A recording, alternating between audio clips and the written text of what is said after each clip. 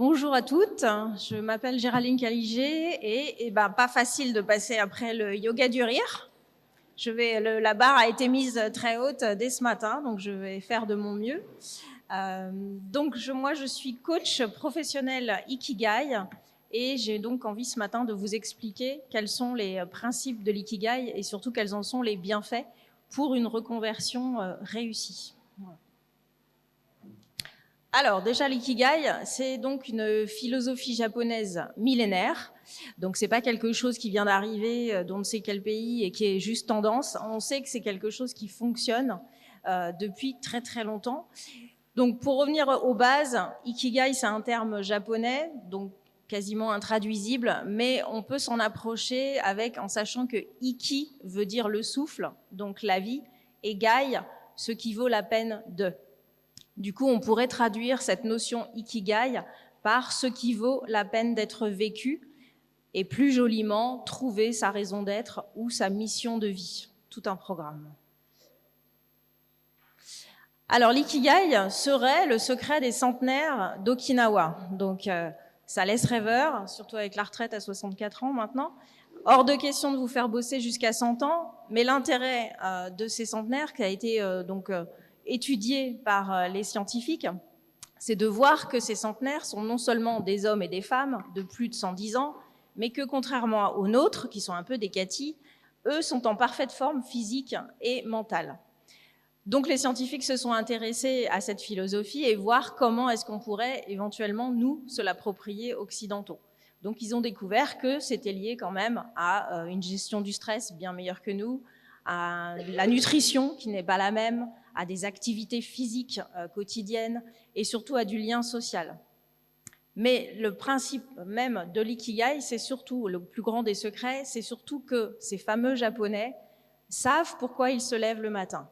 Ils ont la notion d'utilité. Ils savent qu'ils font partie d'un tout et que leur rôle, aussi petit soit-il, est important pour que l'ensemble fonctionne bien. Alors pour étayer ça, je vais vous donner un exemple très concret. Dans les années 60, un journaliste américain a voulu interviewer les gens qui travaillaient à la NASA en pleine ascension vers la conquête de l'espace. Et donc il a interviewé des techniciens, des ingénieurs, des assistants, etc. Et il a rencontré un homme d'entretien. Et du coup, il lui a posé la question, et vous, c'est quoi vos tâches? Qu'est-ce que vous faites au sein de la NASA? Et cet homme, très humblement, a répondu, j'aide les hommes à aller sur la Lune. Parce que cet homme aurait pu dire, je nettoie les bureaux, je m'occupe de changer les lampes, etc.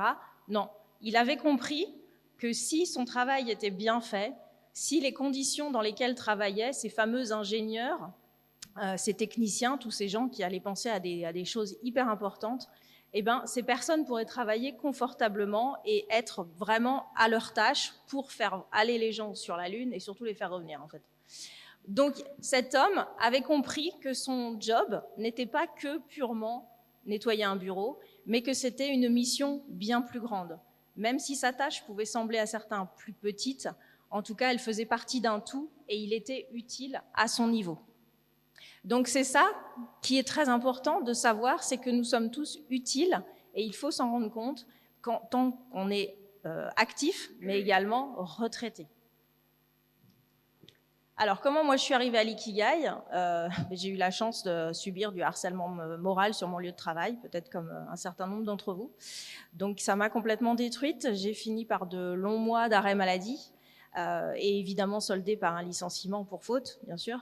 Ça m'a complètement ruinée financièrement, intellectuellement, physiquement. J'étais complètement à la ramasse. Et quand je suis sortie de là, on m'a simplement proposé pour rebondir le bilan de compétences. Alors ça a été sympa, ça m'a redonné confiance en moi, effectivement, quand on m'avait seriné pendant des mois que je ne faisais plus rien de bien et que je n'étais plus bonne à rien dans la boîte. C'est vrai que ça m'a redonné vraiment un peu de carrure, mais la conclusion n'a pas été aussi étonnante que ce à quoi je m'attendais. En ayant fait une école de commerce, du marketing, évidemment, la conclusion du bilan de compétences n'est pas tombée très loin de mon job premier. Donc j'ai été un peu déçue et comme je suis passionnée par le Japon, je me suis dit je vais mettre ce temps à profit pour ma passion. Voilà, je me suis mis au kendo, je me suis dit peut-être que je vais vendre des kimonos, bref. Et je suis arrivée, un peu par hasard, à l'ikigai.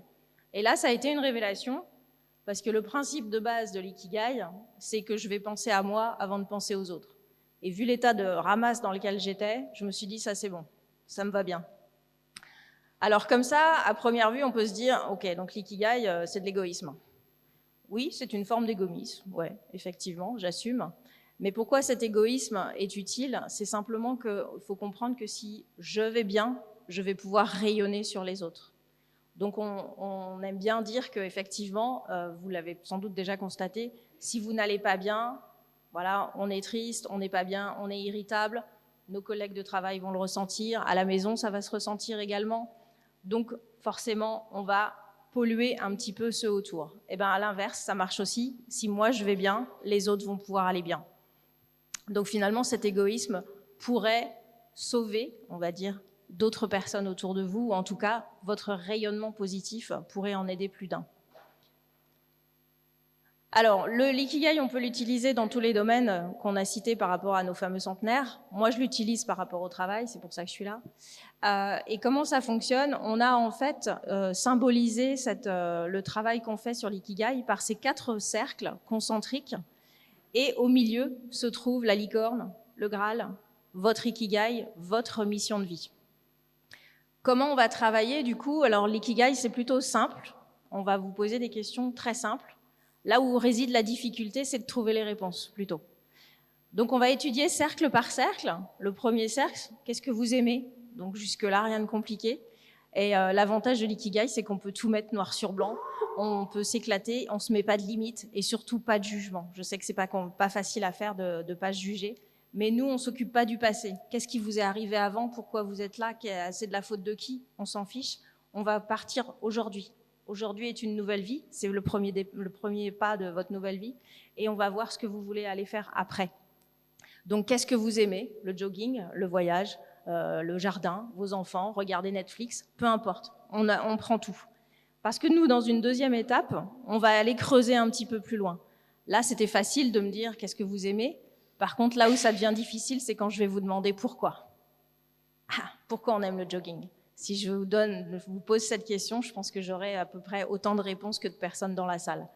Et à partir de là, quand on arrive à creuser un pourquoi ou un deuxième pourquoi derrière, on va commencer à connaître votre personnalité, à vraiment se connecter à vous et à voir qu'il y a peut-être un fil conducteur, il y a peut-être des éléments qui reviennent sur ce que vous aimez.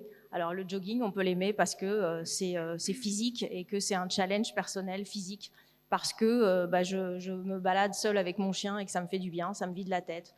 Ou alors c'est simplement pour réfléchir, ou c'est pour me ressourcer, peu importe, tout est valable. Moi, je prends tout, mais derrière, ça va nous donner des éléments pour aller vers votre ikigai. Donc une fois qu'on a bien travaillé ce cercle, on attaque le deuxième cercle, ce pourquoi je suis douée. Alors là, c'est le fameux cercle des talents. Donc la première réflexion en général qu'on me fait, c'est « Ah non, mais moi, j'en ai pas ». Ben oui, parce qu'on nous a appris à pas en avoir, ou en tout cas à pas les détecter. On nous a appris qu'on avait des compétences, qu'il fallait en avoir, en acquérir tout le temps. Sauf qu'une compétence, le problème, c'est que ça s'érode, ça peut s'oublier, ça peut se réapprendre. Alors qu'un talent, déjà, c'est inné, vous l'avez en vous, ça ne vous demande aucune énergie pour le mobiliser, vu qu'il est en vous, et il n'y a pas d'érosion, donc c'est sa force. Et du coup, les talents, malheureusement, on a du mal à les détecter. Pour les détecter, il faut souvent se référer à une anecdote un peu négative. La dernière fois qu'on vous a dit « Ouais, mais ça, c'est facile pour toi », derrière, c'est qu'il y avait un petit peu de jalousie parce qu'il y avait un talent que l'autre n'avait pas. Alors, c'est triste d'en arriver là pour détecter ses propres talents, mais bon, on fait ce qu'on peut. Et là encore, on va faire une liste la plus exhaustive possible de tous vos talents et on va encore se demander pourquoi. Pourquoi vous aimez ça? Pourquoi vous êtes doué? D'où ça vient? Et est-ce qu'il y a un fil conducteur, encore une fois, entre tous ces talents? Une fois qu'on a fait les deux, on fait les points communs entre ce que vous aimez et ce pourquoi vous êtes doué.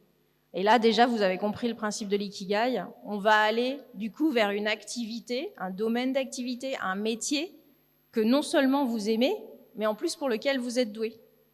Plutôt sympa. On arrive ensuite au troisième cercle, ce que le monde a besoin. Alors attention avec le mot « monde », ça fait peur. Je vous rappelle que c'est une traduction du japonais, donc on a fait ce qu'on a pu.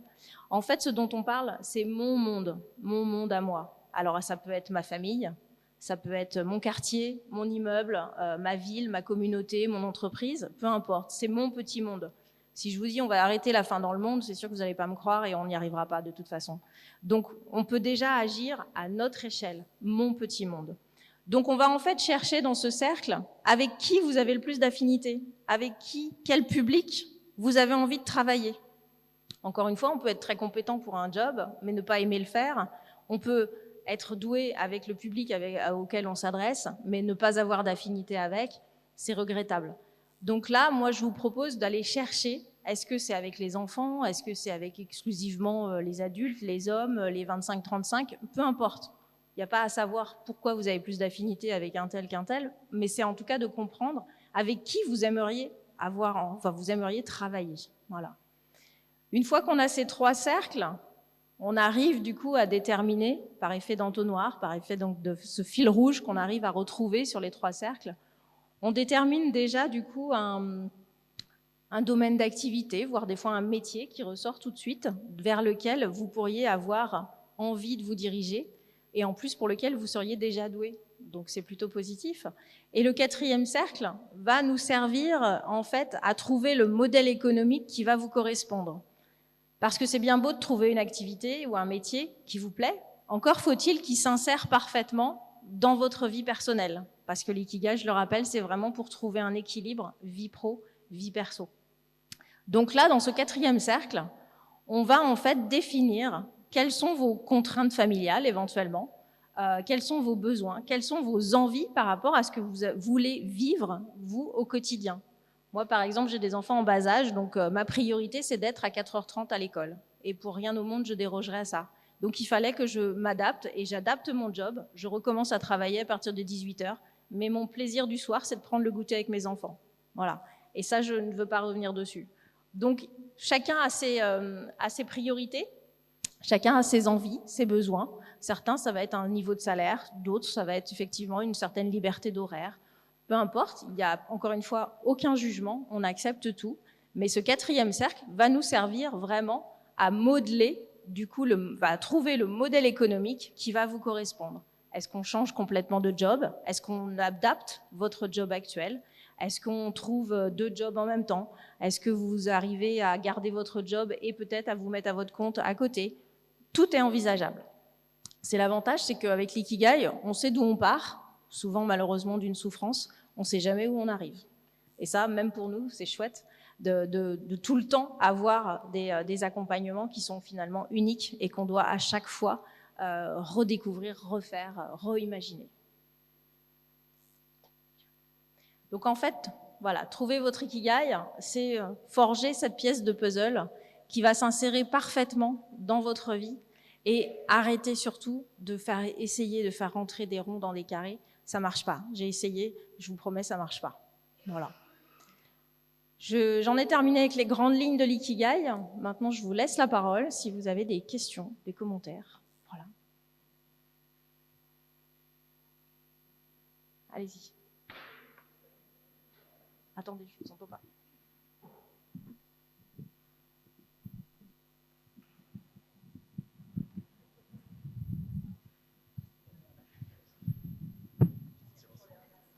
Ah oui.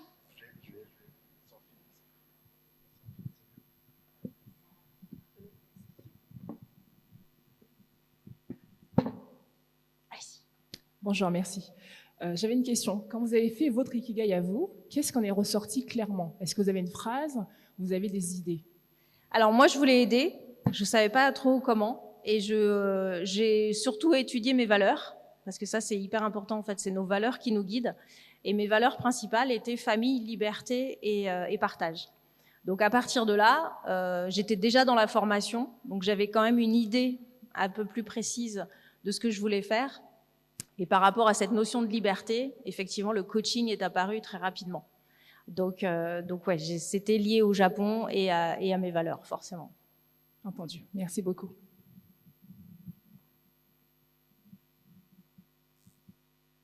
Ah, une jeune femme là-haut. On est toutes jeunes et belles. Est-ce qu'on peut faire son ikigai tout seul? Oui. Oui, bah oui, bien sûr. Vous avez vu les 4 cercles. Le seul petit bémol, je dirais, c'est que on va s'auto-censurer, on va s'auto-juger. Ah non, ça c'est anodin, non, c'est pourri comme truc, ah non, ça on m'a toujours dit que j'étais nulle en maths, hein, merci papa, maman. Donc effectivement, on peut le faire. Mais il y a certains blocages émotionnels, freins culturels, familiaux, sociétaux, qui vont nous bloquer, donc qui vont vous faire perdre un peu de temps. Et c'est toujours difficile de se poser les bonnes questions dans les pourquoi. C'est le pourquoi qui va être difficile, parce qu'on va des fois pas oser creuser, parce que ça pique un peu des fois quand même, l'ikigai, quand on se pose les bonnes questions. Voilà, mais c'est possible, ouais, tout à fait. Donc vous nous conseillez de prendre un coach? Moi, j'ai pas le droit de conseiller, je suis coach. Ma posture de coach, c'est interdit de conseiller. Si on prend un coach, combien de temps ça nous prend? Vous allez me dire, ça dépend des gens, mais... Alors non, moi, ça dépend pas des gens. Alors, moi, c'est entre 5 et 6 séances, c'est tout. Parce qu'il faut que ça aille vite. Comme en général, il y a une souffrance derrière. Si je vous annonce que votre ikigai, vous allez le trouver dans 6 mois, ça fait encore long à souffrir. Si je vous dis, voilà, il y a 5 séances, donc dans 1 mois, c'est fini, c'est plus efficace. Et je pense que moi, ça suffit. Enfin, voilà, quand le boulot est bien fait, pour moi, je trouve que ça suffit. Et est-ce que c'est considéré comme de la formation si on fait... Ça peut, oui. Alors, le bilan de compétences Ikigai est pris par le CPF. Et après, oui, on peut faire financer en tant que formation. Et est-ce qu'on pourrait avoir un ordre de prix? Alors, oui, si c'est finançable, c'est autour de 1 500 €. Merci. Je t'en prie. Là, on a parlé des séances et après le temps personnel que cela peut demander, parce que forcément les questionnements, c'est nous après qui allons chercher les réponses. Vous estimez, parce que là vous l'avez dit sur 1 mois, mais si on a des choses à faire à côté, enfin voilà, on a un emploi du temps chargé. Alors c'est à la carte, effectivement. Moi, je préconise qu'il y ait au moins 1 semaine entre chaque séance, parce que justement je lance mes questions et après j'aime bien que les personnes les lisent et n'y réfléchissent plus. On laisse le subconscient travailler. On laisse décanter et au bout d'1 semaine, en général, vous avez les réponses. Mais il y a des gens qui travaillent, donc qui ne peuvent pas avoir des séances toutes les semaines, donc on les met tous les 10 jours, tous les 15 jours, peu importe. Okay. Voilà, c'est effectivement, moi je me mets à votre service. Dans l'absolu, on fait 5-6 séances, mais après c'est à votre rythme, c'est tout. Il y a juste ce délai d'1 semaine que j'aime bien respecter pour être sûr qu'on n'aille pas trop vite non plus et qu'on creuse suffisamment. Oui, parce que c'est vrai que parfois on peut se dire... Voilà, il y a tellement de rebondissements dans les questions qu'on peut même parfois aller trop loin et s'embrouiller. Donc c'est bien d'avoir un coach derrière qui recadre un peu, parce que... Et qui va trier surtout. Okay. Moi je dis mettez tout sur le papier et c'est moi qui trie. C'est l'avantage. Donc c'est pour ça pendant 1 semaine vous grattez sur votre papier ou des fois on m'envoie des mails ou certaines personnes écrivent ou font des messages et moi je trie derrière. Okay. Voilà. Merci. T'en prie. Encore 10 minutes. Est-ce que... Pardon. Est-ce que c'est possible de faire l'inverse, c'est-à-dire d'arriver avec une idée de métier et de vérifier avec l'ikigai si on est entre guillemets au bon endroit? Oui. Ou est-ce que c'est biaisé Non, alors moi j'aime bien ne pas trop savoir vers quoi vous voulez aller. Comme ça, je suis sûre moi aussi de pas amener le résultat. Mais effectivement, on le fait. Souvent en entreprise, on nous demande ça, de vérifier avant de promouvoir quelqu'un, par exemple. On peut vérifier si le poste va être en adéquation avec la personnalité du collaborateur à promouvoir. Mais aussi pour l'individuel, on peut tout à fait faire ça. Oui, si vous avez déjà une idée, on fait l'ikigai et on voit à la fin si ça matche ou pas. Et des fois, ça ne matche pas. Moi, je me demandais, quand vous faites les séances les unes après les autres, donc il y en a 5 ou 6, 5-6, ouais. Sachant qu'il y a 4 cercles, est-ce que c'est une séance par cercle et après vous faites un bilan au final? Alors, il y a effectivement 4 séances par cercle, enfin 4 séances pour chacun des cercles. Non, je vais y arriver. Une séance pour chaque cercle, donc ça en fait 4. Je suis pas douée pour les maths. Et après, il y a aussi souvent une séance, on va dire, neutre au départ, parce que un coach, c'est un peu comme un médecin, il faut qu'on intime une relation de confiance quand même. Donc c'est beaucoup d'échanges, beaucoup de discussions, pour que la personne ose se livrer. Parce qu'on va quand même parler de choses, voilà, me dire que vous aimez le jogging et le jardin, c'est facile.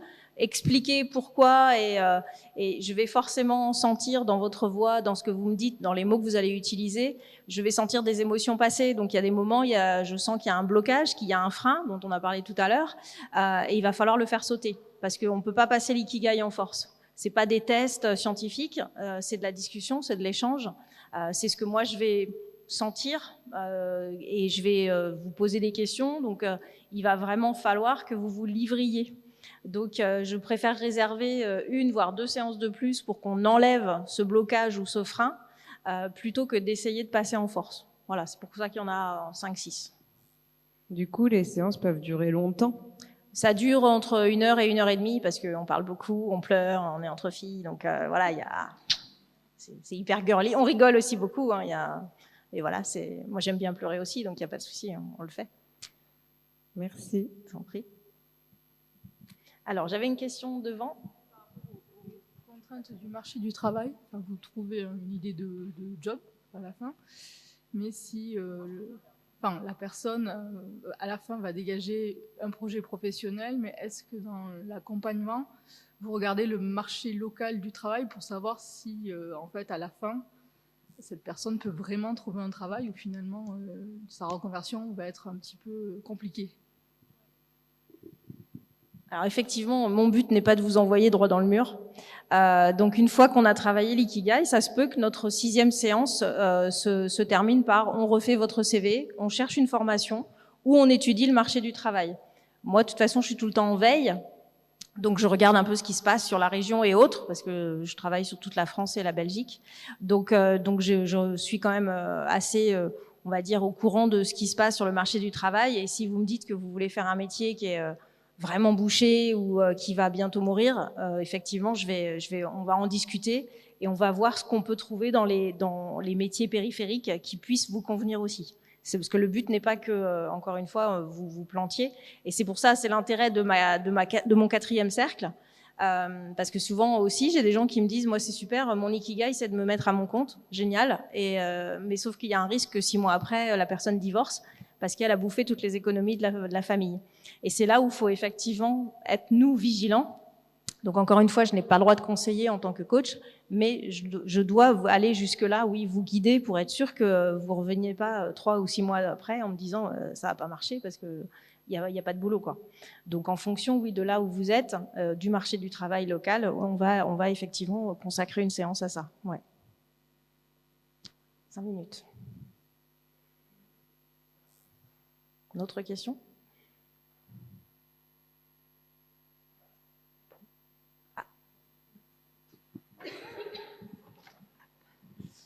Oui, bonjour. En ce qui concerne vos séances, elles sont plutôt en présentiel ou en distanciel?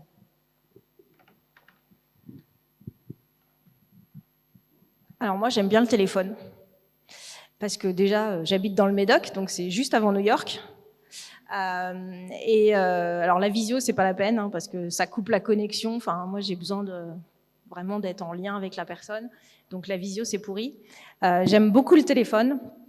Parce que personnellement, je n'ai que votre voix, votre intonation, votre débit et vos mots. Et comme je viens quand même de la com, donc je n'ai que ça pour me concentrer. Du coup, je suis pas du tout perturbée par le visuel. Je sais pas à quoi vous ressemblez, etc. Que vous, à l'inverse, vous êtes peut-être chez vous, dans un lieu protégé. Donc vous pouvez vous livrer plus parce que vous vous sentez en sécurité. Vous pouvez pleurer, le mascara peut tomber, je ne vous verrai pas. On peut se croiser dans la rue, après, je ne saurais pas que c'est vous. Donc il y a une espèce de confidentialité vraiment portée au paroxysme pour voilà, vous vous sentez protégé et au pire du pire, vous pouvez raccrocher si ça va pas. Voilà, ça m'est jamais arrivé, mais sait-on jamais. Et c'est vrai que ça passe très bien. Maintenant, en entreprise, je fais du présentiel, je fais aussi des ateliers. Pour une personne ou pour 10, voilà, peu importe. C'est fini ou... Ah non, c'est là. Voilà. Ah non, parce que l'horloge me met la pression, là. Est-ce qu'il reste encore une question? Il nous reste 2 minutes. Oui? Ah, oh là là. Alors, attendez. Je donne à madame au fond. Bonjour. Bonjour. Je peux avoir vos coordonnées, s'il vous plaît? Mes coordonnées, oui, je vais vous les donner sur mon stand. J'ai toutes mes cartes de visite extra super. Et il y a un énorme kakémono que vous ne pouvez pas louper. Comme je suis toute petite, j'ai fait un très gros truc. D'accord, merci. Excusez-moi. Voilà. Alors moi, j'ai une question un peu personnelle, enfin pas personnelle, mais... Allez-y, on est entre nous. Alors moi, j'ai beaucoup de compétences. J'ai fait 23 ans d'aide à domicile, travail social, protection et prévention de l'enfant. J'ai beaucoup de compétences. J'avais beaucoup d'appétence pour le public.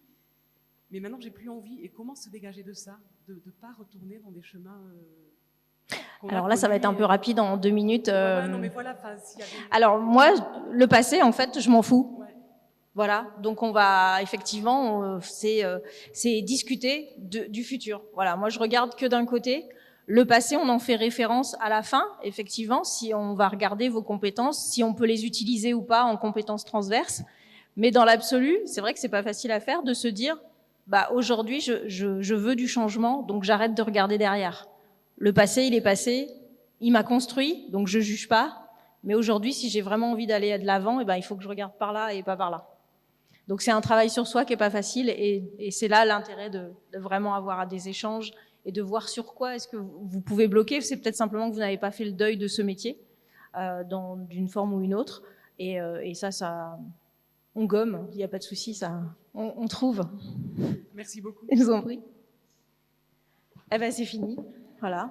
Donc, merci pour votre attention, toutes ces questions. Et donc je suis là-bas.